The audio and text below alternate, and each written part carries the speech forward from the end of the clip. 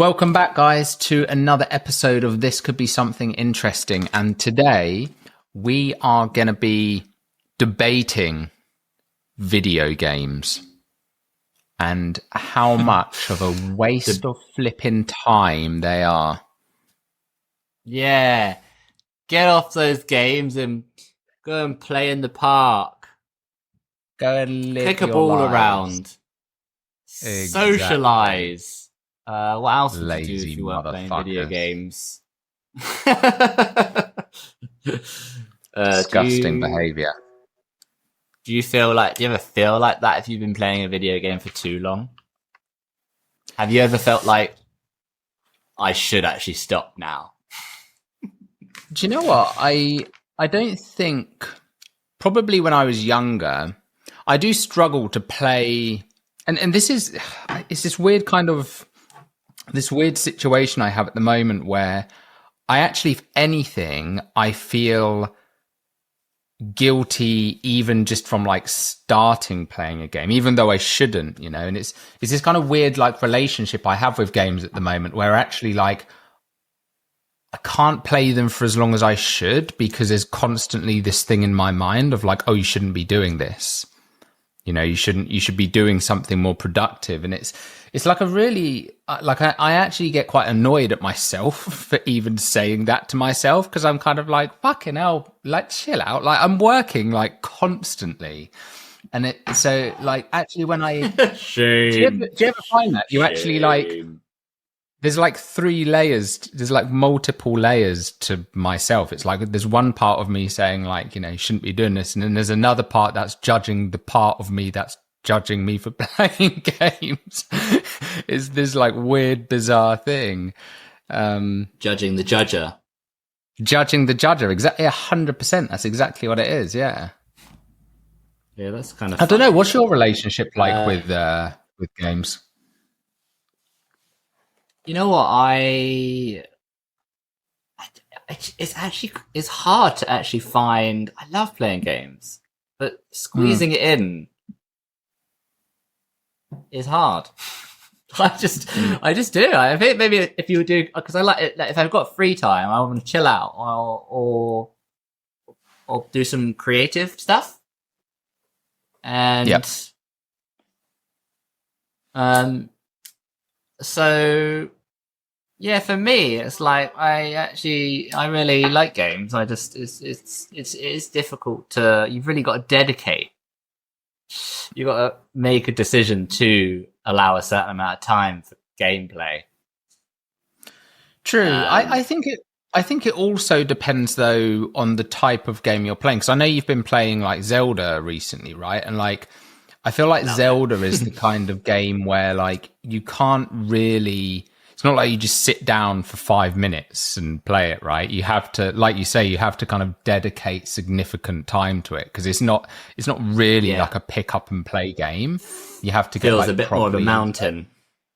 Yeah, 100%. Whereas I think there are other games where they are more pick up and play. It's just like a kind of quick bit of fun, and so I think they're different.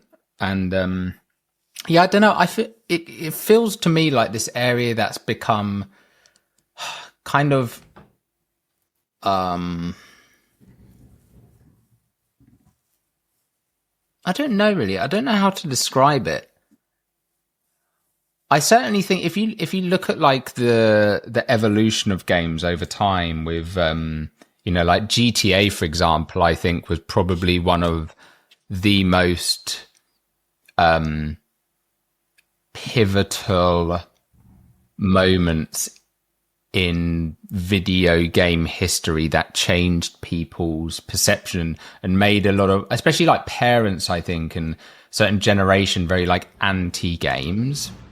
Is that whole kind of narrative of like glorifying violence and I think for a lot of people, and it's understandable. Like I understand why people who don't play games would have that perception because if that's the only exposure you've ever had, right, is seeing all these newspapers saying games are glorifying violence and some kids killed someone and because he saw it on GTA.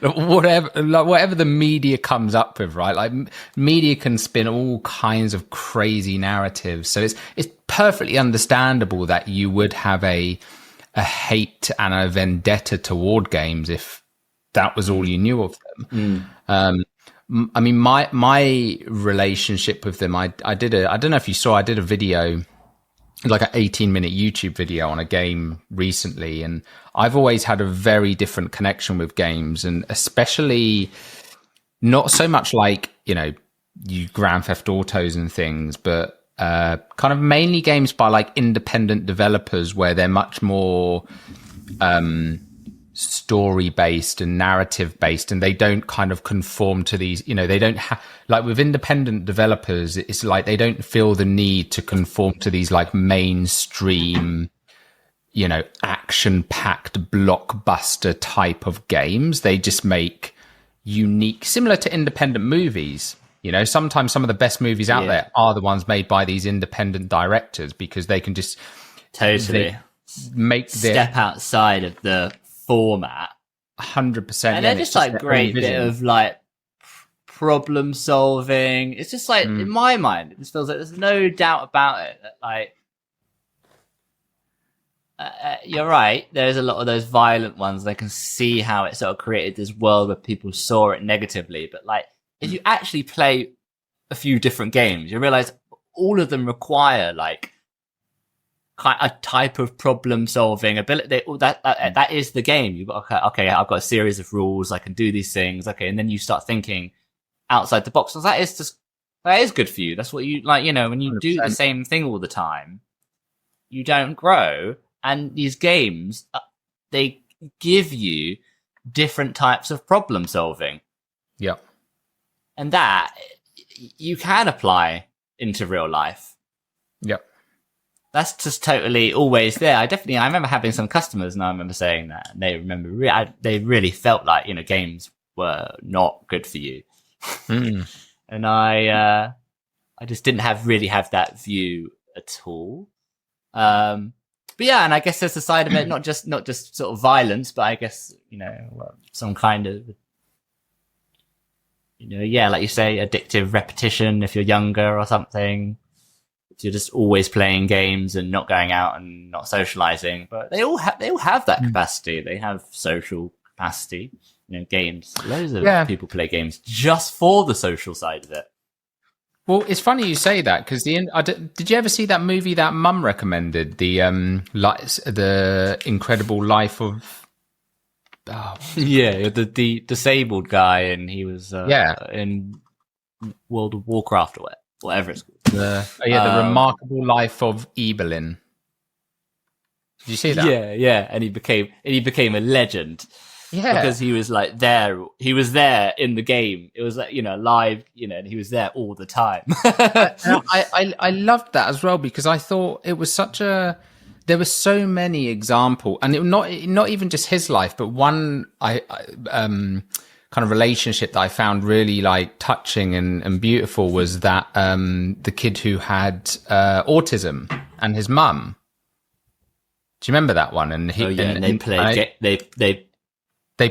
up playing together because, and that, like before, his relationship with his mum, because of his autism, like he wouldn't allow her to hug. Like there was no physical relationship. They didn't really talk to each other. They were like completely at odds, and they were able to connect through this game, because I don't know enough about Asperger's or autism to kind of comment accurately on this. So forgive me if I'm saying, for anyone listening, if I'm saying something that's not quite accurate here, but my understanding is that maybe there were certain boundaries that he had being autistic, and through the game it felt like a safer environment in which he could be affectionate with his mum, through the game. And also I guess that's kind of talking about problem solving, that's a kind of social problem solving. Yeah. It's sort of like, all right, I'm struggling to get through to, but there's a way to get through to this person, and it really worked.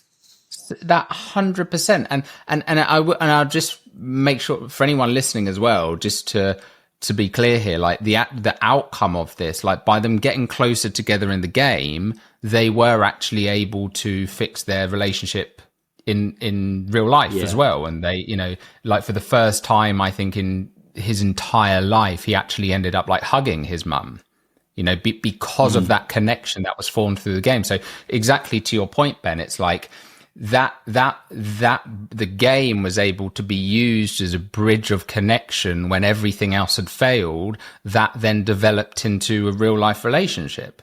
And it's the same, all of those people who were meeting up, and unfortunately Evelyn, highly recommend watching the movie for anyone who hasn't seen it. But Evelyn, he was like I can't remember, was it like MS or something he had?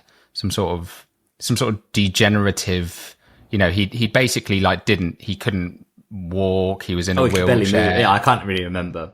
Yeah. Like, he's really severely disabled. So he, and he was on like breathing machines and everything. So that, he met all these people in the game and he lived this life that he'd always wanted to live, through the game. This is a very extreme example, granted, but what I was going to say is the people he met and was playing with, they actually, they were maybe socially shy, socially awkward, but they made friends in the game, and then they did in real life meetups.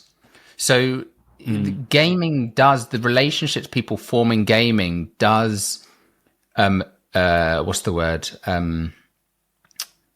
What's the word I'm looking for? It does transcend the medium. It does very often turn into these real life relationships. And I think, say what you will, oh, you should go out and you should be socializing. It's very easy for people, I think, to say that now, but the worlds we live in, that's fucking hard to do. That's really tough to do these days because no one's doing it. People just don't do it. They don't go out and socialize anymore. Because we all have our phones and devices, and it's like, cool, you can complain and about the world all you like, but it is what it is to an extent, right? And it's kind of like, sure, if you want to, take video games away from kids, but I think that could potentially be even more damaging and even more detrimental. It's like, there was that other woman in the videos, in the thing as well, like who, I think they kind of had like a relationship with Evelyn. Do you remember the blonde woman? And then her parents took her computer away from her, and like they didn't realize it. They thought they were just stopping her playing games because they think it's melting her brain or whatever. But actually, they've just cut off all of her social connections, which is incredibly damaging. And I think this is what people don't see about it, like.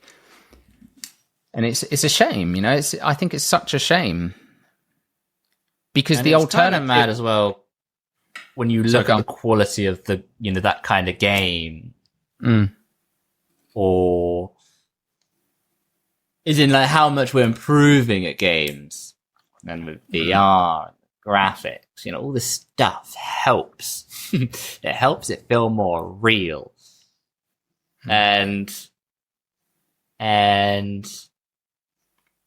I think that does. Like, eventually, it might translate quite well for the brain into kind of like real experience. I definitely remember us meeting up in lockdown in the VR, and there I say it. I'm like, we met up. I'm like, because that's what it felt like, We did something social, especially in VR. It's so funny because it's not just like playing a live game. It's the fact that it's that point of view, the point of view. Yeah, and you can see like your hands and and like, someone comes up to you and you're like, get away from me. Yeah, it is a really surreal experience for anyone who hasn't. I remember coming out being like, whoa, I just went on a fucking adventure. Yeah. And that's pretty wild, That's pretty wild that we can have that feeling and then take it off and it's still in a room. But that's going to get way, way better, because the graphics were 100%. Still super, super basic. And that's what I mean by translating experience in the brain. The better they get, it's going to translate into us experiencing the, like in the like in that film, he experienced the life that he wanted to live, and will maybe be able to try a few, all the different sides of ourselves, and live those sort of lives. Yeah. Yeah, 100%. And because even for like, I think with VR or even any gaming really, but like the other thing it is amazing at is being able to, like, if you imagine for VR, right, being able to connect with people who maybe, like, if you've got a lot of people have family who live abroad, right, who you don't get to see all the time. And I think there is something very different about, like you say, with being in VR, where it does feel like you're in a room with that person. Like, it's really difficult to explain unless you've actually played like a modern, not like a kind of one of those 360 things that they used to have back in the day, like a proper VR title on like, MetaQuest 2 or 3. It's it literally is like you're in a room with that person. It's very difficult to explain. And I think when you consider how much of a problem like loneliness is in today's world, I really think games will do and will continue to play such a fundamental part in bridging that gap and bringing people together when they aren't necessarily in a position to be able to see each other all the time in real life, Yeah. And that's true for a lot of us, unfortunately. Like, we can all have our own, utopian idea of like, oh, we should just go back to the days of kids running around and playing football on the streets. It's like, the world's changed, we've got these phones in our pockets. Kids don't do that anymore. Like, we are, like, I don't think anyone's disagreeing with that, but like sometimes you have to kind of move on, with the way things are going. And I think to your point earlier, Ben, like I do think, even because it's not even just problem solving, right? There's so many aspects of it. Like I guess even the principle of play, was it? Yeah. Play. Yeah. Do that all the time. Or a game, like I sit on the beach and I'm like, I'll chuck a rock, and I'm like, look, I'm trying to hit that rock. Yeah. And you can instantly tell what rock I'm trying to hit. But like we do that all the time. We create games that don't necessarily mean anything, but it just means I think it means a little bit more about what it means to exist. What is fun? What is play? What is game? I think one of the other things as well that I think is very understated, that people don't really talk about this, but I do believe games really teach you resilience. Like in a world where, it's all about these second place and last place trophies and like, oh, you came last, it's okay, you can have a participation award kind of thing. Like we try and coddle this new generation into like, oh, it's okay, don't worry, like this kind of inclusivity thing. Like games are pretty flippant by reward. Games are pretty brutal, right? Like you can die and over and over again, and they do teach you this resilience to, like, if you keep dying, you get back up and you try again. There's a scene. Have you seen the Super Mario movie? Yeah. The new like there's a bit in there where he's doing that Princess Peach is like doing that course, and then he like does it and he keeps like falling and stuff. And it's like, and it's doing it over and over again, like all through the night. And that's like, I remember doing that. I remember playing those games, and it's so brutal. You just die over and over and over again. But that, I think, teaches you determination and grit and resilience. And I can attest to this. I have been able to apply that determination, that grit into my own life and into my business, into the gym, like into all areas of my life, that. Yeah. Like most games, you're not going to finish it without failing. Exactly. It's almost impossible to do, right? And I think being okay with failure is arguably one of the most important skills anyone can learn, right? And I think games because like you watch a movie, it's not going to teach you how to fail. Right? Yeah. You read a book, it's not going to teach you how to fail. Like by playing the game, you are going to learn how to fail. And I think it's a safe space to fail within. but just repeating that failure allows you to then take bigger risks in real life as well. Yeah. Yeah, because you might not complete. You might. It's not even like a that day thing. You literally might be trying to defeat a boss or something, and then You're like for years. You might like, I'm done for today. Yeah. And then you'll come back. Like one day you'll be like, I'm gonna fucking do it. And you know what it feels, and also the feeling when you do it. Such a bit. I don't know if it does. Feels slightly different to in real life. I think maybe it's because obviously the game feels extreme and you're defeating this exaggerated boss or something most of the time. Yeah. You're not you're not doing that. But when you know that you've done it, it's the best feeling. There is something to be said though for I think also, I remember hearing someone, I think it was like Tom Billieu or someone like talking about this before, of like the way it changes your mindset when you start of something that you can't do and then you do it.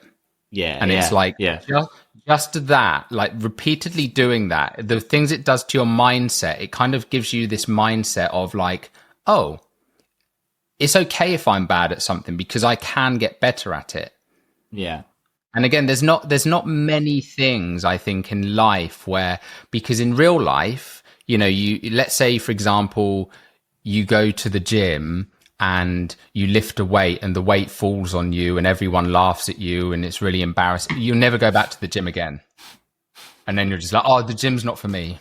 Do you know what I mean? There's that humiliation. Whereas like this like gives you the foundations of like, so that again, in real life, you can do that and you can say, oh, okay, I failed this time, but if I come back tomorrow, I can do a better job. But you have to have that mindset first to be ready to do that, you know? Mm-hmm. Yeah. And I guess it's how they start, you know, they'll start with giving you little problem solving. You know, so you understand the game, and then you do that, and you're like, oh, okay, I'm actually doing this now. They get progressively harder over time. And then you're like, oh no, I've learned this thing now. Oh, I've got this weapon. I've got this thing now. And like that, you are improving. So I guess they kind of gently ease you into it. I think. What about like people that have like some kind of game fear? I feel like some people just like they go in with a kind of pre belief, like an idea that they just suck at games and and they panic at the thought of it. I'm definitely like that. What's that fucking game? Overcooked. You played Overcooked. I'm like, I don't want to do that. It's just stressful. I actually love games like that. But I'm like, oh god, I can't do it. But you know what? Here's what's funny about that, though, right? Like Overcooked is a great example of a game that again teaches a very different skill set. Overcooked is all about communication. Yeah, it's all about communication. It's communication and it's leadership. Like you have to. Somebody has to take the role in a 4-player Overcooked session. Somebody has to decide, I'm going to be the leader. I'm going to be head chef, and they'll be like, look, you just stay on that station, and that's where I am. Yeah.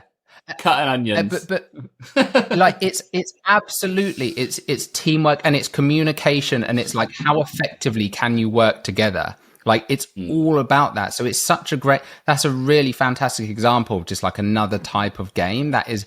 And me and Jane used to love those games because we kind of did see it as like, do you know what, we fucking suck at communication and we're trying to start a business together. Like if we can't learn how to flipping communicate in this like kitchen it'd be a kind of simulator. funny exercise as well, just to see like if you're getting a team of people together in a job. 100%, yeah. And you don't know any of them yet, and you're just like, right, come on, we're all gonna go play Overcooked, and you just see the kind of the roles that people assign themselves, or not that that's the only way that everyone could play in that dynamic, but it might be interesting just to see what naturally unfolds. Yeah, for sure. Because everyone's got like a natural leaning, right? Like some people do prefer to be in a leadership position. Some people prefer to be told what to do, and it kind of like, you know, Yeah. and it's like your ability to figure that out together, you know, in a harmonious way. Yeah. And that changes over time as well. That's the funny idea. No, I like it, using games as a kind of work exercise. Yeah, I think that's actually really good. I've never even thought about that, but I do actually think that would be a great game to play as, like, again, me and Jane did it, but like even with our team, like, it'd be really cool to actually just do that as like a team building exercise, just having these little breakout. And what do you think about, like, you know, or competitive? Because like exactly that. That's a collaborative game, and there are also games that are like, totally competitive. Like, I'm not a competitive person. If I'm playing any other game, I'm not. Like, people get really aggressive with games, don't they? If I play like a racing game and I really get into it, like I change. Like the feeling of it's something about, I think it's just the speed, isn't it? There's something about, and you can go from first to last, you know. It is it brings out certain competitive nature. Is there any particular game that brings that out? I mean, racing games are a good one for that, I think. I've never really been into like competitive games as such. Like, I never really play any games like online, like, you know, Call of Duty, like all of those kind of Fortnite. Yeah, they're a bit of that. Online competitive games. I've never, mainly just because I get absolutely annihilated, and it's like I probably could get better at it. But it's just like for me, like one of the things I enjoy most about games is the story. So for me, like the multiplayer thing, it's just like, without having a story to make me want to get better, because like, it's like we gave the example with Mario, like I want to get better because I want to progress the story, you know. Whereas like with multiplayer, it's like I don't really care. Like, I've got no incentive to try and get better to beat these people, because I don't really care about being at the top of the leaderboard for this online game. And that's a driver for some people, but for me, and actually that's, I mean, even, you know, talking about how games have changed, esports is actually an extremely lucrative career now, you know. Like these people earn millions of dollars by being like top esports players, you know. It's a legit sport now. It's kind of crazy. I think also there's something in like, it's, I guess when you watch a film and then you watch a story and you just watch it and then you're like, that was nice. And you can relate to it if you want, but there's something about like, you can have the crazy depth that you'll get in a film of storytelling, but the difference is there is something different when you experience it. When you play the game and you go on the story, like it's a long journey before you finish it. It's just, you know, in the same way that it's like the relationship that you have with the music in a game. Yeah. Rather than hearing it in a film, but actually like experience, like you have like experiential relationship with that music. Yeah. You know, in relation to the journey that you went on. In this YouTube video that I did, that's exactly what I was saying in here about how, like, I mean, there's a few different aspects. I think one of them is like, especially games where you choose the dialogue options and it's kind of like there's multiple branching, you know, like you can have different endings to the game based on your decisions. Like certain characters can live or die, it completely changes the story. So you are already instantly more emotionally invested in that game because you're like if someone dies, it's because of you feel that, you know. Sure, it might only be a game, but you feel it, you know. And like you're saying, then just the length of time you're spending with it, it's like when you watch a series and, you know, like when a series ends, you actually feel quite sad because you're like, oh, I like these people, like I've spent so many hours with them. It's exactly the same thing.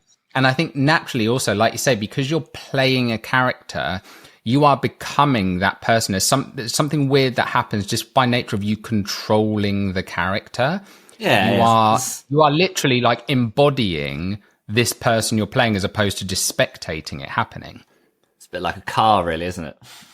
Yeah, it's a really weird kind of. They behave like the vehicle. Yeah. They literally do. It's not like that on a concept. It makes sense. You're in the space, you control it, and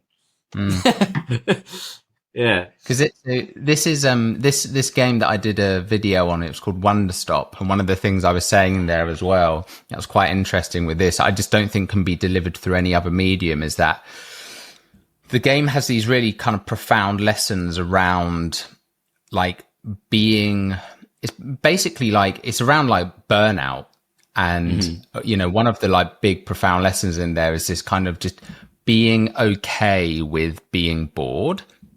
Right. So there's this really kind of weird thing in the game where even though it's a game, it actually kind of, it's like it intentionally doesn't have game-like aspects. So you're playing it and you're kind of wondering like, there's no objectives. You have no idea like, is it even going to end? Like, is there an ending? Is there anything here? And it kind of just invites you to just play it and just, you know, and you might be feeling feelings of boredom, and it's kind of like it invites you to do that. But I think in doing that, it forces you to kind of have these profound lessons and realizations. And I think like anything else, you wouldn't be able to do that. You can't like show someone a movie that's really boring because they're just going to switch it off. And it's difficult to describe it. The experience. Like, I think we did a episode on that particular game. That kind of we tried to, didn't we? He never released them, and I think they recreated it. But in the original, like there was one bit where he got locked in a cage, but in the actual one, he got locked in there for like 2 hours.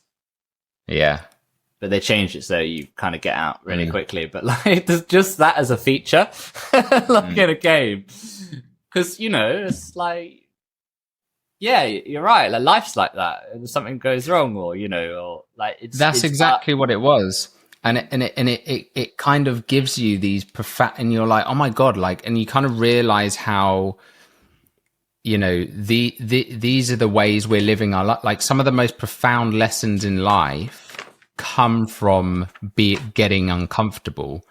So it's almost like an invitation. It's like to get uncomfortable. And if we're not willing to do that in the game, you're not willing to do that in life. Like you're missing out on some of the most profound experiences and, you know, lessons you will ever learn. Mm-hmm. So I thought it was like a really, it's such an incredible, but that's only really the kind of thing you do get from quote unquote indie games, you know, by these independent developers, because mainstream video game publishers or developers would never put things like that out, right? Yeah. Because it's just like, they just wouldn't sell to the masses because people play them and they'd be like, what the fuck is this? They'd never play it again. And it's a shame. But yeah, I like games. Yeah, I like games as well. Yeah, I do have a bit of a strange relationship with them at the moment. I just like always feel it, like I said earlier, it's just feeling bad about playing them.